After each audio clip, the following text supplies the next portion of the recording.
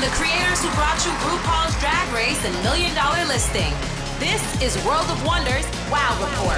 Things that make us go wow. Welcome, everybody. It's not just the end of the week. It's not just the end of the year.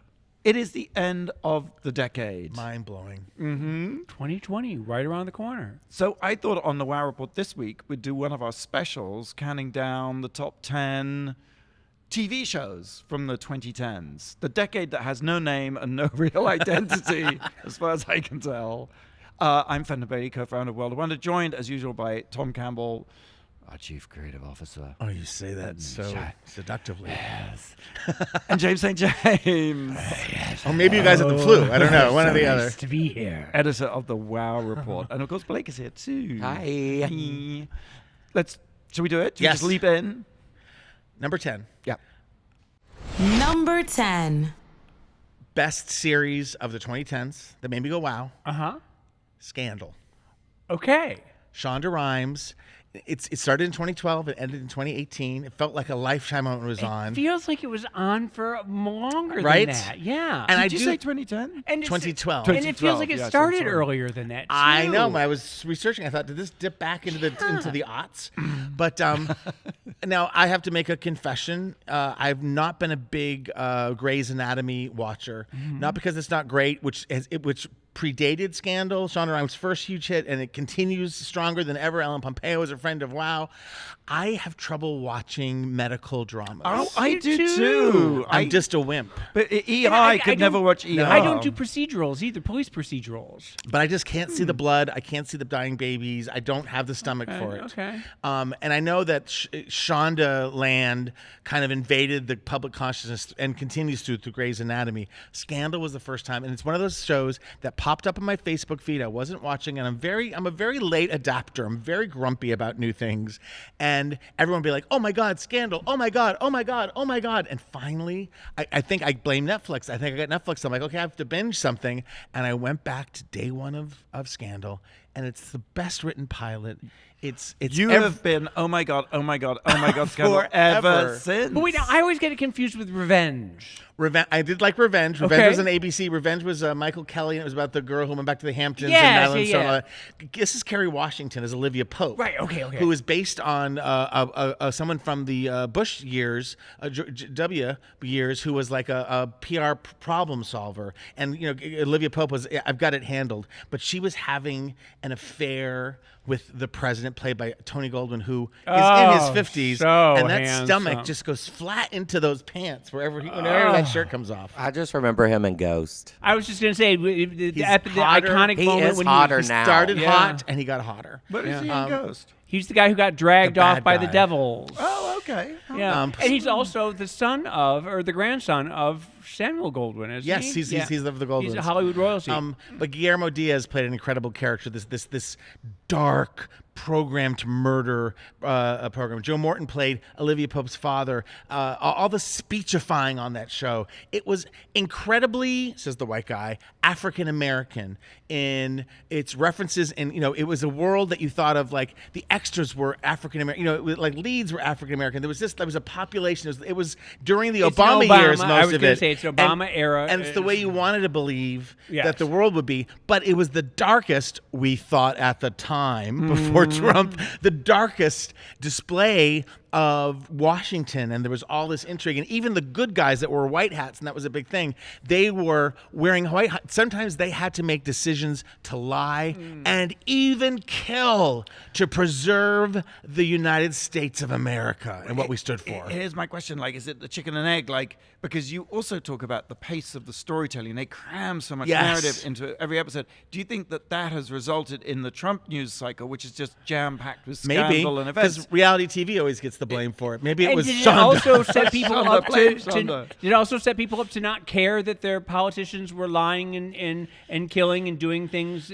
There was still a moral, Normalized there was corruption. still a moral compass, I will say, on Scandal, but it was constantly being because tested and threatened. But I and wonder there if was House of Cards did the same thing. I don't know. Well, maybe we'll be talking about that a little bit later. But I just, when Shonda Rhimes was her best, and she was for many, many, many years of this, is when Shonda Rhimes would Olivia Pope's character would, because they had for a long time, it was like there was the ongoing story of her having an affair with the president, having to hide it and all this kind of stuff. And there was the procedural of the week, and she would end up bitching out one of her clients for doing something that she was absolutely scolding herself about. It was just brilliantly written for so very long. I loved it. Joe Morton was amazing. And I have to give out a shout out to Bellamy Young. I Who love played Bellamy the porn. first lady who gave there was a season where the first lady lost her. You love Bellamy porn. Yeah. Bellamy. Yeah. That was my joke. That's good. It's good. Thank you. We should circle We're on back. time delay. We're on time delay. I don't laugh until I've vetted everything. So I love if that. you've never watched Scandal, it's still worth watching. I might start watching it again tonight because I loved every minute of it. It just blew your mind. And then it made How to Get Away with Murder. Anyway, Shonda's on Netflix. Haven't seen anything new, but 2020 will bring us some new Shonda on Netflix. So in the meantime, Scandal. All right, James, number 9. Number 9. I definitely, bar none, the best sitcom of the last 10 years. Probably one of the best sitcoms of all time. I'm putting it up there with I Love Lucy and Mary Tyler Moore. Wow. I'm really saying Schitt's Creek is that fantastic. It's a show that gets funnier and deeper, and the characters become more beloved each season. It's very rare that happens in shows. It keeps building on itself and building on its own mythology, and it's absolutely incredible. It was made by Dan Levy. And In Canada. I know it's Canadian. It's Canadian. It's like Blame Canada. SCTV legends Eugene Levy and Catherine O'Hara are the stars. His dad, and he created the show for his dad, and it's just a showcase for them all to just be goofy and nutty and crazy and out of control, and it really is. And he's so cute. Well, He's can we so talk cute. about his wardrobe? Because Well- I think it's a really interesting. Well, the it's always wardrobe, black and white. The wardrobe is another character in the show. Catherine O'Hara plays Moira Rose, and she is a former soap opera actress, and she wears these Tilda Swinton-esque ensembles that get nuttier and nuttier and nuttier. It's all come together. She has wigs for every day of the Because the week. premise was always fish out of water, right? They were a rich Yes. family, lost their money, had bought a town as a joke called Schitt's Creek, it's- and now had to live there. Well, in the it's- motel. Yeah, it's Beverly Hillbillies, reverse Beverly Hillbillies, Green Acres type thing. Yeah, and they're a wealthy family that lose everything, but realize that the only thing they have left is the deed to a town that somebody bought them as a joke called Schitt's Creek, and they have to go there and live in the hotel and try and rebuild their lives. Yeah. But as the seasons go on, this last season, I found myself sobbing a few times. The boy has a husband on the show, and their relationship is so beautiful and so beautifully raw and elegantly written and everything. He was single. I haven't got there yet. I guess. He finds a man, and the two of them in the town of in the Schitt's Creek, town, yeah. and they open up a store together, and just some of the scenes where they are first expressing their love and everything like that. It's so beautiful and so beautifully written. if it And can I make you just, cry. no, it is. It's really, really. You're a really little well. teary, right? I I can am. see I'm a you're little, tearing yeah. up. And she's really fantastic. The daughter, who plays sort of the vapid millennial brat. And there's been like a breakout pop hit, right? Yes, she did do a song that was so funny. Oh my god! But I think that everyone, you can watch it it's on Pop TV, I think. Yeah. But it's also on Netflix now. Yes. And I It's think bingeable. that Actually, Netflix get the credit for making the show a Yeah. hit. It was on Pop, and it was a sleeper, and then suddenly it was on Netflix, and everybody was talking about it. Were you following it from the beginning? or I did you- was. I followed Okay. it. I started after the first couple of episodes, but then I've been watching it. But this is the last season coming up, and so everyone should probably enjoy it while they can. And his wardrobe, the son, right? Yes, it's yes, always Eugene. black and white. Always black Usually and white. He wears a lot of weird sweaters. Fabulous A lot of ultra fashion sweaters. There's that Neil Bartlett top with the lightning bolts around it. What they do is they all wear clothes that were when the show started. That came out Right. because From they their wouldn't have been trunks able and to trunks buy of clothes. anything. That's They wouldn't genius. be able to buy anything. So all the clothes are all things vintage. Yeah, all vintage. Like label.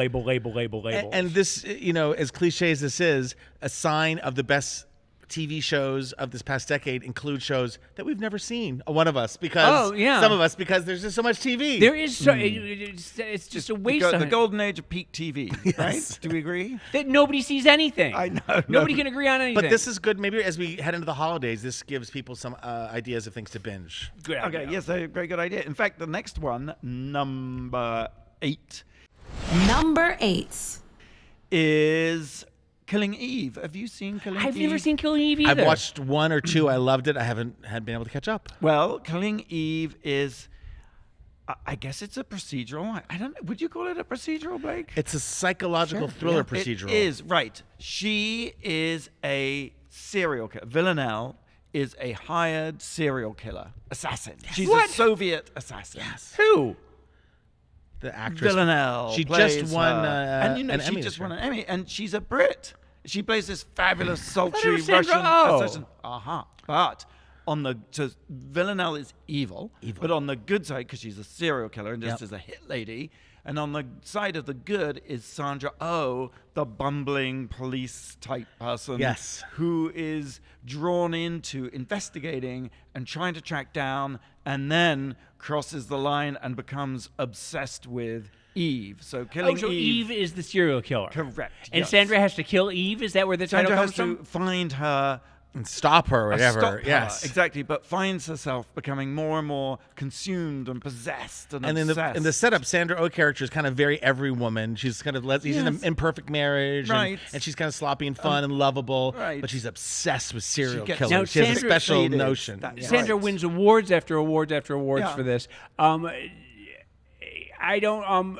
Does it have legs? Can it go on for It does decades have legs. and We decades? are season but after you know, season? it's a British series, and in true British fashion, there's Yes. only been 2 seasons Right. of a total of 16 episodes. Right. You guys are so weird. And then that will probably, I think there might be a 3rd and a supposedly final season. But I am fascinated. I mean, I do think Killing Eve is amazing. But the other story to Killing Eve is that it's written by Phoebe Waller-Bridge. Oh, there we go. Who is, of course, the toast of TV with her Star and writer of Yeah, Fleabag. Exactly. And she won many Emmys for it. on the cover of And Vogue this month. I am obsessed with her. I think she's so fascinating. Did you know she also played the droid L3-37 in the Star Wars prequel Solo? Last Christmas is a Star Wars story. Last Christmas. Oh, that's right. I She saw that played a with you. sort of a gay droid, right? She has a sort of relationship with, I forget who. But a sort I of didn't Gwendolyn see it. Christie? so she does that. She also, there's no end to her talent. She also co-wrote the screenplay for the forthcoming 25th James Bond film, No Time to Die. But I want to go back to Sandra Oh and How her does she performance have for a time to second. do? And her mother works for the worshipful company of ironmongers who've been around since 1463. What is that company? Really, worshipful company of ironmongers. They sort of make iron gates and things of that Okay. nature. Her mother makes iron gates? Apparently. Your mother makes iron gates. Back at you. Wait a minute. I want to go back to Sandra Oh though Back because to Sandra Oh. because everyone raves about this performance. What is it specifically about this Well, performance that's It's so funny. award worthy? I am with Villanelle's performance, Jodie Comer. I think she is spectacular. Sandra Oh is an acquired taste. She's very present and just there's a lot of story on her face. It isn't a minimal performance; it's a maximal performance, and some people like it, some people not so much. But it's great the way she just gets drawn into the gravitational pull of this fascinating, elusive, mysterious. And she's kind of an serial killer. anti-hero in a very modern Yes, way because yes. she's just like one of us. She can't quite get her stuff together. She's not a loser, but she's just slogging through. But she gets caught up in this incredible serial killer ring. And she's sort of La Femme Nikita, right? She keeps Kind of, changing her right. her Yes, her can- personas. changes and- her look. Yes. And there's a great scene where Eve finds her apartment and is in it alone. Villanelle is out somewhere and she's in it alone and she looks around and the whole apartment is just empty except for some gold taps in the bathroom and a refrigerator stuffed full of champagne. And she drinks the champagne and smashes up the apartment and is discovered by Villanelle on the bed. So they're lying there together on the bed. Are they going to kill or fuck or what? So I'm not going to give it away. It's really good. Streaming on Hulu. Hulu. Can't recommend enough. Okay. Oh, speaking of streaming, on Wow Presents Plus, RuPaul's Drag Race UK, James. RuPaul's Drag Race Thailand. And James St. James's Transformations. Glad you James. mentioned that.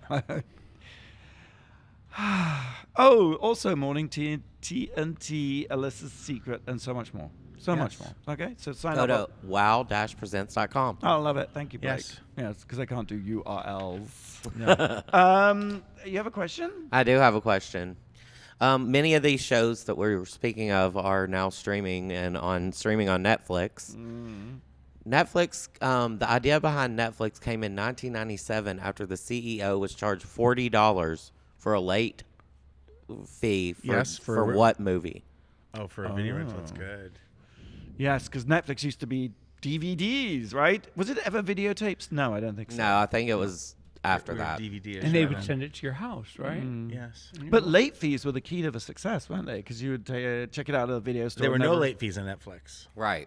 Oh, I see. That's right. Oh, God. Right. You would just send it when you're done. But I remember VHS thrived off late fees. Correct. Oh, okay. Blockbuster. Be kind, rewind. RuPaul says he used to escape parties he didn't want to go to. He wanted to get out by going, oh my God, I have a tape I have to return. Because you had to get them in by like midnight before they closed. Like, oh my God, I have a tape. I have to go, you guys. Isn't that a great That's excuse? really good. Still is, actually. Oh my God, I have a VH tape. I got to go. Is Video West still open? You're listening to the Wow Report on Radio Andy Sirius XM. We'll be right back. You're listening to World of Wonders Wow Report. Things that make us go wow. Welcome back to the Wow Report. I'm co-founder Fenton. Co-founder Fenton. Co-founder Fenton. Here with Tom, our creative officer, and James, editor of the Wow Report. Well, at least you're making a face at me for once, like giving me something. And our millennial producer, Blake, of course, who asked this tantalizing question. Yeah, we're talking about the best TV shows of the 2010s, many of which are streaming on Netflix. And I asked, the idea behind Netflix came in 97 after the CEO was charged $40 for a late VHS copy of what movie? I'm going to say Patrick Swayze's Roundhouse. I'm going to say Weekend at Bernie's. War and Peace. It was actually Apollo 13. I was so close. Oh, yeah. Weekend at Bernie's. But there were those things that you felt you should watch, but just couldn't bring yourself, couldn't be bothered to watch. And that's why they sat around in your house for so long, right? Yeah. No. And pornography. Okay. Let's continue the countdown. We are at number 7. Number 7. And we are counting down the top 10 TV series of the 2010s. Am I correct? You are. They made us go, wow. Oh! We haven't wowed we all haven't show. done But that. thank you, James. I am throwing into the ring Veep, HBO's Veep, Good choice. which, again, I was a little bit late joining because I don't know why everything seems pretentious to me. I don't know. I'm just a negative person. But I finally started to watch 2 or 3 seasons in. I caught up. It's over. Julia Louis-Dreyfus. It's And a force of nature. I think I resented that she was winning so much, all the awards. It just seemed like the world was all Julia. It was a little bit like when Kelsey Grammer would win year Yes, after year, and yes. you started getting angry at him. But she deserved it. And She and did. I can't even really track all of the plot points because they were kind of irrelevant. She was the VP, then she wasn't the VP, then she made it to president, then she got kicked out, then she was running for president again. And it's so much about her. She plays obnoxious and unlikable in such a likable way, and it's not like Elaine from Seinfeld. It's somehow wildly different, and yet it's still coming out of that vessel as Julia Louis-Dreyfus. The cast is gold. Anna Klumsky. Anna Klumsky from My Girl with Macaulay Culkin. Yes. Tony Hale, Oh. who as her little lackey person Yeah, carrying her so bag. good. Who from famous from Arrested Development. Arrested Development. There we go. Don't just test me like I'm that. terribly sorry. Timothy Simons played the big, tall guy. I love him. He's so handsome. I want to marry him. Handsome and goofy, and from New Hampshire.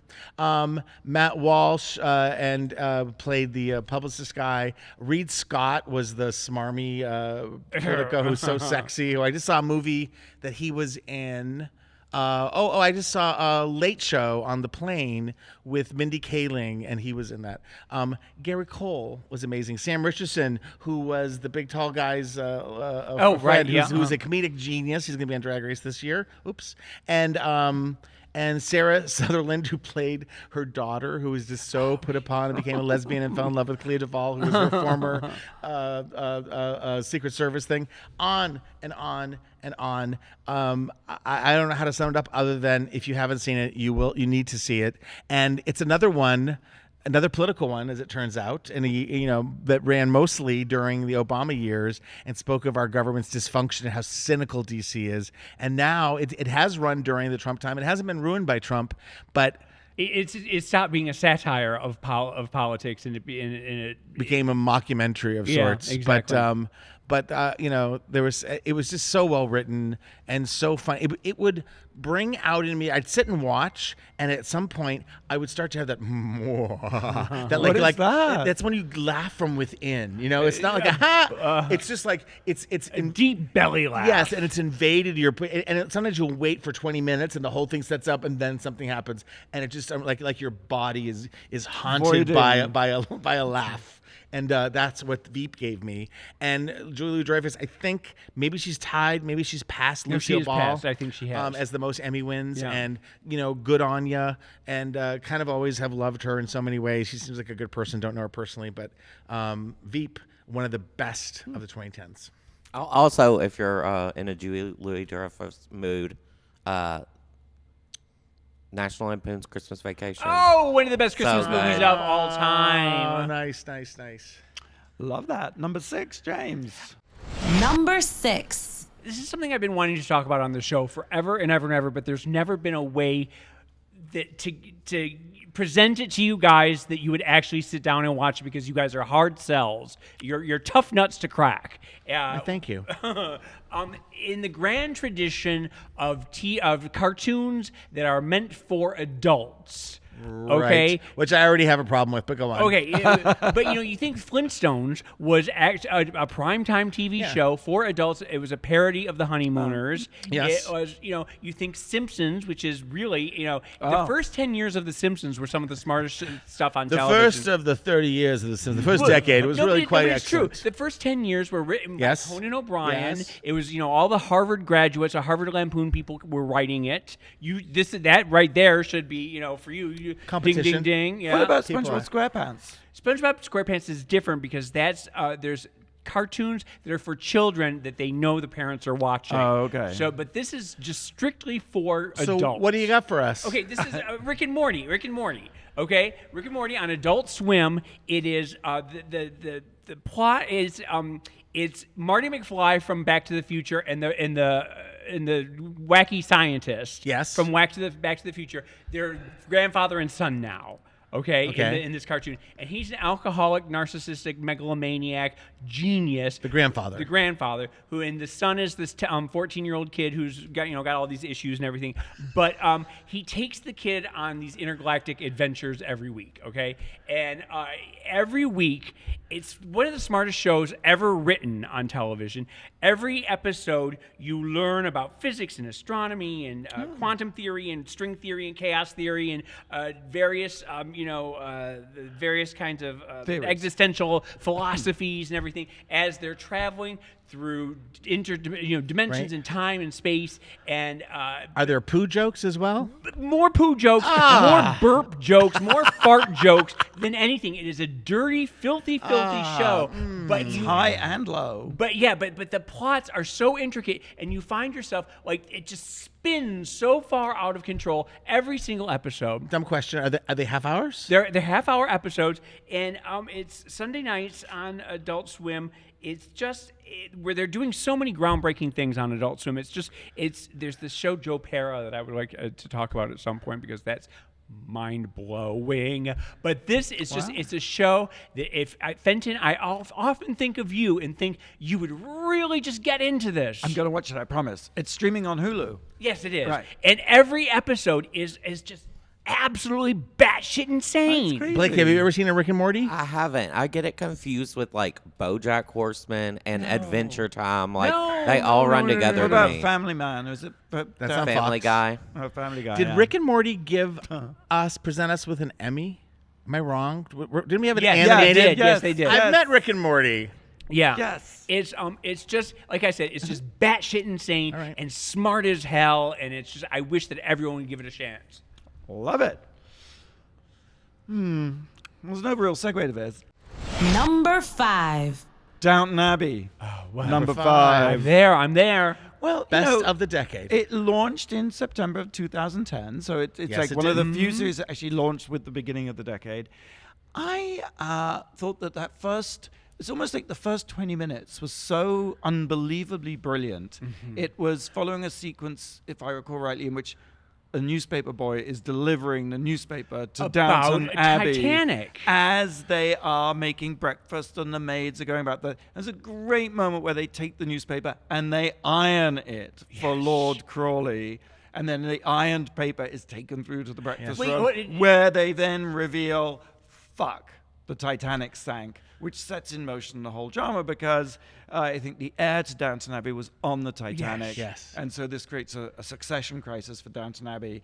But it was a great beginning. And in fact, funnily enough, Julian Fellows, who created Downton Abbey, then went on to do a series about the Titanic that I don't think made it past season 1, which is It sunk. too bad. But so one of the Without great a things about trace. that first season is when they were first getting electricity and first getting the phones and the terror that you were going to be killed by the electricity and that you didn't understand how to work a phone. All of that was so brilliantly done. Right. I do want to just say that the Duchess of Windsor used to have her money ironed before she would use it. I love that. Yeah. Too bad ironing's gone out of I was going to say, and Fenton now has his morning. He got his subscription again, so he just have his paper ironed. I have my Wow Presents Plus ironed I every just steam morning. it. I just steam it. I also remember that first season. I believe it was the first season. The storyline that Lady Mary had that exotic Lover. Indian lover, Yes. and he crossed the hall and into her bed. Yes. And then he had a heart attack in He bed. died on top of her, Died- and all the yes. women in the house, Scandal.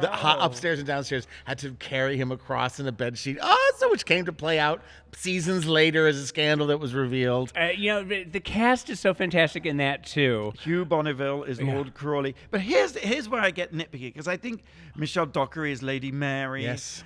I felt that after about season 3 or 4, some people say when Matt Crawley died,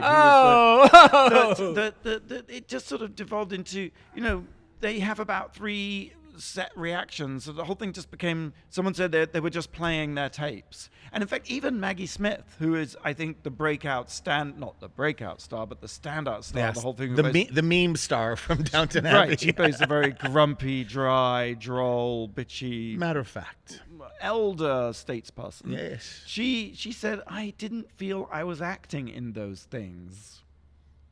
But, yeah, I mean, it did devolve into soap opera. It Is did. Well, basically what right. it did. It was Coronation Street. Yes. But and upstairs, downstairs. yeah. Very similar to the old classic upstairs, Yeah. downstairs. But you know which what? is- There's But you something love to be them said all. about falling in love with characters and spending time with Yeah, them. and there was the evil gay man who sort of The evil gay Thomas. butler. Thomas, yes, Yeah. and then the mechanic who married into the family. Tom. Oh, I love Tom. Not so to be who was confused. a- Tom was the radical Irishman. yeah. Tom, who was the Irish Oh terrorist. God, he's so handsome. He was so wonderful. And I love seeing Lady Edith, the middle Yes, sister, yeah. grow Wonder. into her own, the Uh-huh. ugly She duckling. did. I'm telling you, there's something about that show that was hypnotic because They- you really do talk about them like they're family. It was comfort food, because It I was. think there is something weird and slightly off-putting, I think, about our nostalgia for this chocolate box Britain where upstairs and downstairs happily coexisted in a loving way. Kind of, I don't think it was actually like that in any That's way. why shape. you Well- make historical pieces because you can make stuff up. But it was something that I watched every week with my mom. We would call each other beforehand, and we'd call each other afterhand and talk about it. And I will always just sort of treasure that series. Hello, mother. Mummy. Julian Fellows, who created it, is an interesting guy. He wrote Gosford Park, that Yeah. won. It's a great I movie. think it won actually the Academy Did you Award. pretend as well? And he wrote The Tourist, the Angelina Jolie movie, The Tourist. I Which is loved interesting. I loved that movie. And She he- wore a lot of beige outfits that were really fabulous. He a lot of butter and recall. bone, Butter and Like, bone oh, outfits, yes. And he also wrote the book for School of Rock, which I thought was so weird. Why not? And he was an actor. He almost got cast as the butler replacing Hervé on Fantasy Island. Can you believe that? Ding donged. That's something you might have avoided. Is Downton Abbey over? I It mean, I is. know that It there's is. They're going to make another movie. They made a Christmas special, and they've just made a movie that, even though it's pretty atrocious, has done really quite well. Yes, because we all want to visit, spend time with them. Yeah. Well, we can. Downton Abbey is streaming on Amazon Prime. I have a question for you, though. Uh-oh. All right. Who is Lord Temporal and also Rebecca Grayville? Who is Lord Temporal and also Rebecca Grayville? I don't even know what you're Same talking person? about. Same person. Okay. That's the thing. Lord Temporal, Lord Temporal and Rebecca Grayville. Who is that person? You're listening to Wow Report on Radio Andy. Because we're counting down the top 10 shows of all time. Oh, thank you this for past reminding decade me. That's that what made we're us doing. go. Wow. Okay. Wow. We used to sell that wow a little better. You're listening to World of Wonders Wow Report. Things that make us go wow. Hey, welcome back. We are counting down the top 10 TV shows. TV shoes. We're talking It's a down big shoe. The Very big shoe. Really big shoes. TV shows of the 2010s of the decade, right? Yeah. The shows that made us go, Wow. Oh, that feels All better. right. So we had a question before the break, which was, we were talking about Downton Abbey. Who is Lord Temporal and Rebecca Grayville? I don't even understand this question. It doesn't make any sense Is it, to me. is it a fictional characture or a real person? Real Is person. this a It's a drag real queen? person, Is it? real Is it? person. Is it? It is Prince Andrew. Good answer. I can't even begin to question. Don't figure this out. Prince Andrew's online identities. I love it, Blake. You can have a... Dame Maggie Smith. Oh, yeah. She played both of those characters? So close. No, it's Julian Fellows, the creator of Downton Abbey. He sits in the House of Lords. He is Lord Temporal. And he has also written a few bestsellers under the nom de... Nom de plume. Thank you. Of Rebecca Grayville. How big ding Isn't dong that again? amazing? I had know. no idea. Fascinating guy. In America, we just have one name, unless we're Cardi B or something. Unless we're a rapper. She's got one name and initial. To be technical. I thought it was like Tyler, the Creator. It was like one name and a genre Yes, label. Bob the Drag King, Tyler the Thank you. Creator. We're counting down top 10 TV shows of the 2010s. We've reached number 4. Number 4. Number 4. Now, there's so many we've missed because you can't do them all. It was a great decade. I do want to The point out golden age of Yes, television. But that I said Scandal at 10, and the other thing that makes Scandal remarkable that it was so good for so long is that it was a network show, which means 22 episodes a season sometimes. My number 4 is a comedy. It's on a network, and it's Modern Family, which technically started in 2009. It's the one show I have consistently DVR'd since it began.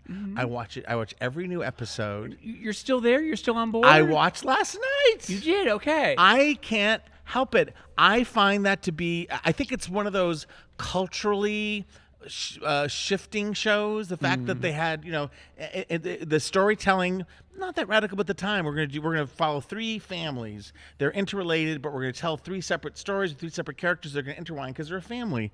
And Never made any sense why they were doing it documentary style in the beginning. no, and they continued that the whole time. And it was interesting, but it's great for comedy to have them sitting on the couch and punctuating. Yeah. Ed O'Neill, who was great on Married with Children and is amazing on this. This was his not last hurrah, but his his next chapter, or whatever, Act 3. Before Modern Family, she was not a household name, Sofia Vergara. Who just feels like she is part of our everyday, and she's part of every product that I sell at Kmart. I think she's been licensed out, and she's married to Joe Mushroom. How do you say his name? Magniella? Oh, Joe Manganiello. Yeah. I've never learned how to say his last name because as soon as I utter his name, Joe, I think of his body and I get a little weak. Julie Bowen, Ty Burrell are hilarious together. She's won some Emmys. And then Jesse Tyler Ferguson and Eric Stonestreet. Eric, who's not gay, playing this incredible gay character. Jesse Tyler Ferguson, who again is a household name and beloved in so many ways, is I think working right now, and it hasn't aired yet, but HGTV's bringing back Extreme Home Makeover. Oh, right. And he's going to be on that. But their love story being told, and their marriage being told equally with no difference than the ones around them, and getting to see their world. They adopted a daughter, Lily.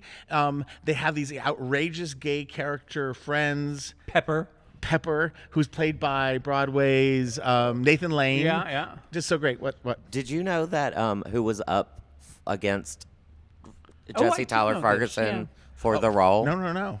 Our very own Davis Michaels. It came down to the two of them. And Davis almost got the role, and it's one of the great heartaches in his life that he lost out to Jessica Tyler Ferguson. And He's after like that, he gave up acting and started working at World of Wonder. He's like the Lisa E of Sarah Jessica Parker. Oh, I think we need to cut that part out. Was Lisa Edelstein supposed to be Sex and the City lead? It happens. I vote we get Lisa Elstein, and Davis Michaels together and do something for Wow Presents We Plus. should. And then the kids, Nolan Gould, who has grown up between our eyes, Sarah who's now Hyde, yeah, the so hottest cute. young man. And like Menza or something. Oh, is he really smart? Is he? Yeah. Oh, that's nice. I- The, no the idea. youngest one. Rico Rodriguez, who plays Manny.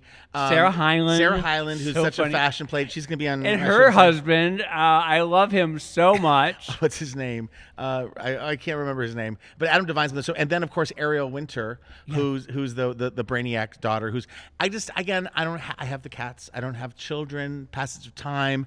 I really feel very attached to the Modern Family cast, and I've loved watching them grow up. And I kept thinking this is a gimmick show. It's going to run out after a season, after 3, after 4, after 5. I think they're in their 11th and final They did season. Oh, is it the kind of final? run out of plots around It's still, nine. they're a little bit broader than they used to be, but it's still that moment. There was some moment where they were all having a fight. This is one of the early seasons, and they all jump in the pool. I can't remember the point, but like it ended with them all like jumping in the pool. I'm thinking of the one where they were posing for the picture and they're all in the white and they throw the dirt at each other. Yes, but there's always a moment Yeah. that makes me somehow they're able to weave this whole thing so at the end I get that warm sitcom feeling, and that's all I really want, you guys. I just wish this show ended in a warm sitcom I feeling. can't believe that. Why ended after 11 seasons? You're just hitting your stride. Oh, I think the writers have done an amazing job of Beating a dead horse.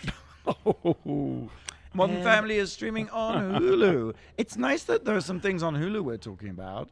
Yes. Because normally it's like Netflix. also on ABC. Stephen Levitan, Christopher Lloyd, and a slew of really talented writers. And they've won 100 million Emmys. 250 episodes. Wow. Right. It really is. It is a decade-defining show.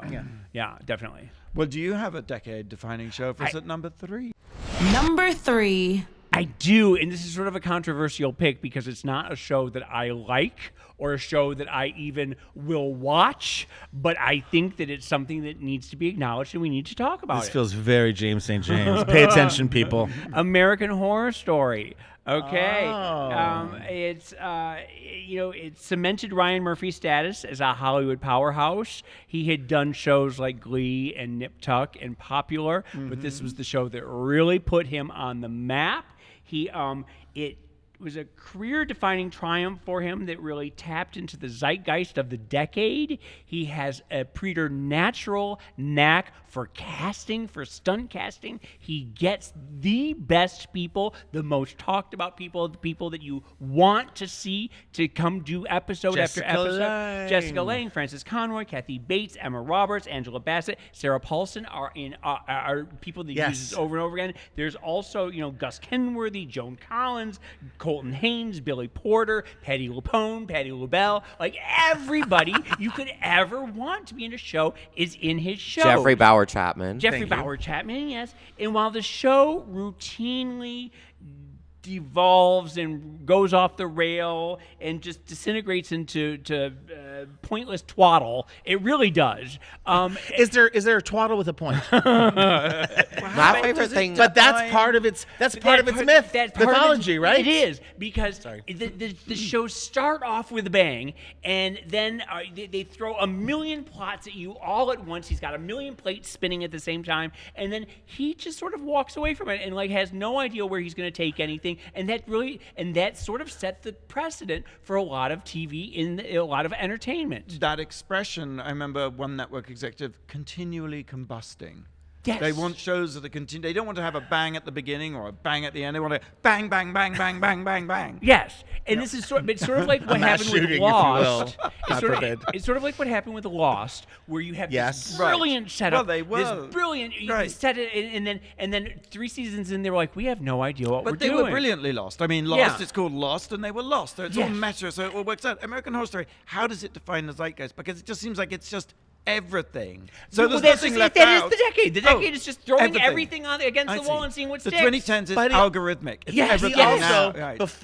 prior to or in conjunction with or just ahead of Netflix, he did anthologies, right? It was like we're gonna. It can go off the track. You can throw everything against the wall because we're gonna start a whole new a story coming up. He And if it doesn't work, then we get to start over again. Right, exactly. And so he's going to take risks, and some of those risks are breathtaking and incredible, yes. and some of them leave you without Well, resolution. that idea of camp is that sometimes it's a magnificent disaster, you Right. know, and that's sort of what this show Well, and is. then there are some seasons that are better than others. There are some you seasons know? that are better than others, yeah. For sure. But it also Or people have preferences, It for sure. gave us Ryan Murphy, who has become one of the great storytellers of Prolific. gay culture. You know, we have American Crime Story, we have Feud, we have Pose. All of this has happened. Politician. We have 911. His Broadway show. Yeah, all these things.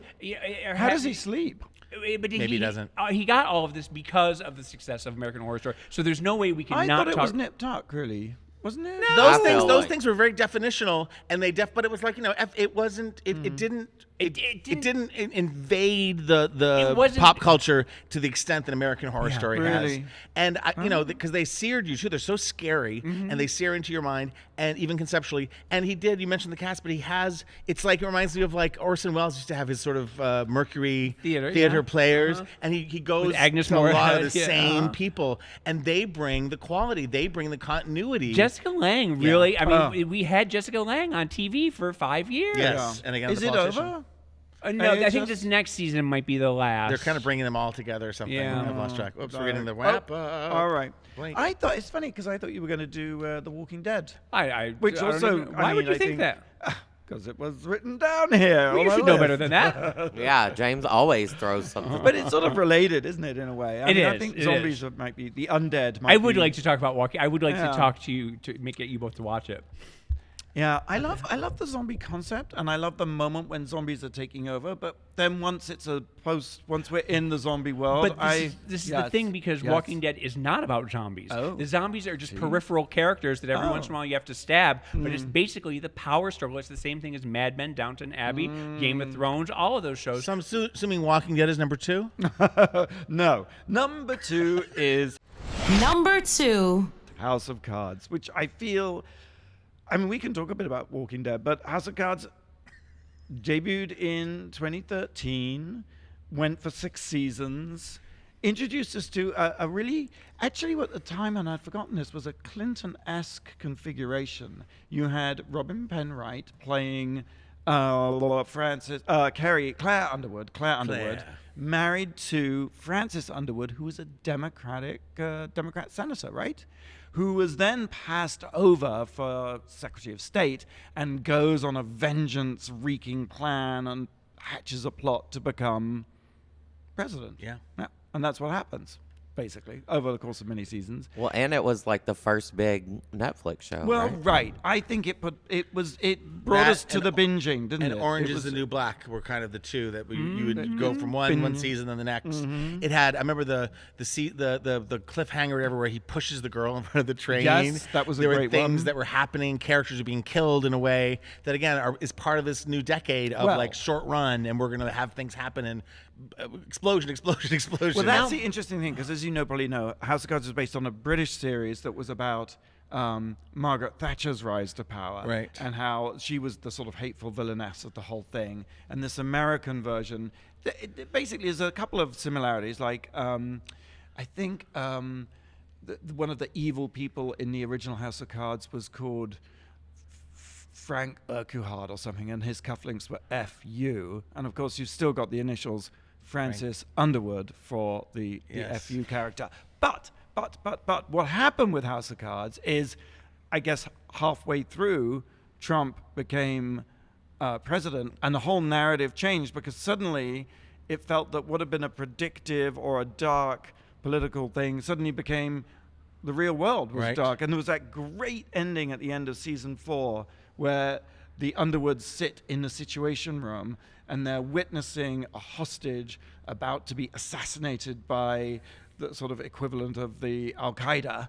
And everybody else in the room flinches and looks away as the throat of the person is cut. But Claire and Francis sat at the head of the table, give no emotion. And the camera very slowly pushes in on them. And finally, he turns to the camera, or he looks the camera dead in the eye, which was another great innovation of it, breaking the fourth wall. He looks the camera dead in the eye and says, "We don't submit to terror. We make the terror." Which I just felt was exactly what is happening in our political situation today. And it was this sort of great crossing over from... The only thing that would make that scene even creepier is they were eating chicken wings while that was going on. But James, I'm sorry, tell me.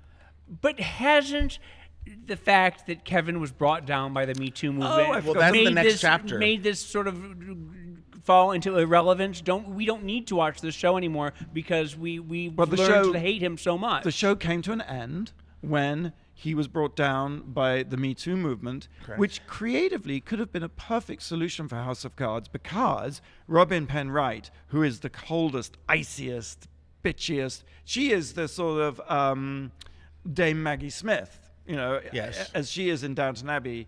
Robin Penn Wright is in House of Cards, and she got to be president in the final season. But weirdly, the final season completely blew it and completely didn't deliver on that exciting potential, because there was no question that in the overall arc, she was going to get rid of her husband. And when she finally did, because of real life circumstances, strangely, the creative of that final season was just not... I never saw it. I hate Kevin Spacey so much. I've had a few run-ins with him personally. I never liked him, and so I couldn't bring myself to watch the series. Oh, I see. Well, it was I just loved. Yes, I mean, you're missing a treat. Maybe you can watch it one day. A treat, and a show that was brought to its knees by Me Too. So it's special that way. And so that does sort of emblematize the decade that we lived through. Why not? Yeah. Okay. Yeah.